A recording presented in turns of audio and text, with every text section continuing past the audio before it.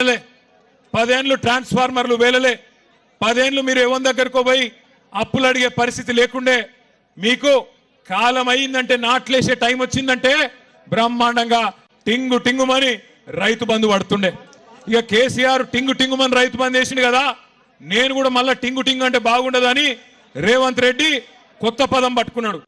టకీ టకీమని పడతాయి అన్నాడు ఇవాళ నేను అందుకే అడుగుతున్నా అందరినీ టకీ లేదు టుకీ లేదు ఏది దిక్కు లేదు ఇప్పటికి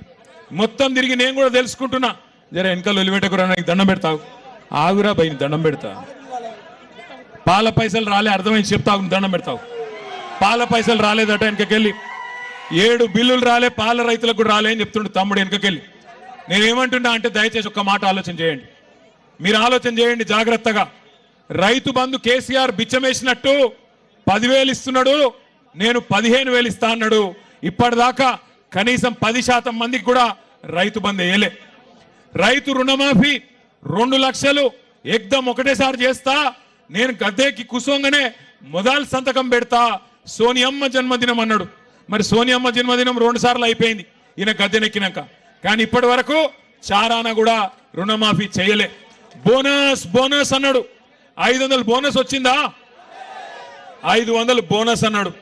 10% మందికి కూడా ఇవాళటి వరకు బోనస్ పడలే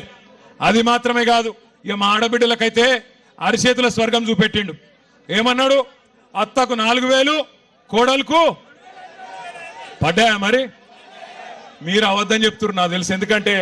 నేను ఒలిపెట్టకుర్రా బై దండం పెడతా మీ చెవుల జోరిగా లెక్క మీరెక్కడ దొరికి రాగురి మీరు అవద్దని చెప్తున్నారు ఎందుకంటే రేవంత్ రెడ్డి రాష్ట్రం అంతా ఇచ్చినా ఇయ్యకపోయినా అత్తగారి ఇల్లు ఉంది కదా లేకపోతే ఇంట్లో భార్య కూడా పోయేటది మీకైతే ఇచ్చింటాడు ఇచ్చిండా 2,500 పడ్డాయా టకీ టకీ లేదా మరి ఎట్లెట్లా అయిపోయా మరి అత్తగారులకు కూడా ఈడెవడ నల్లుడు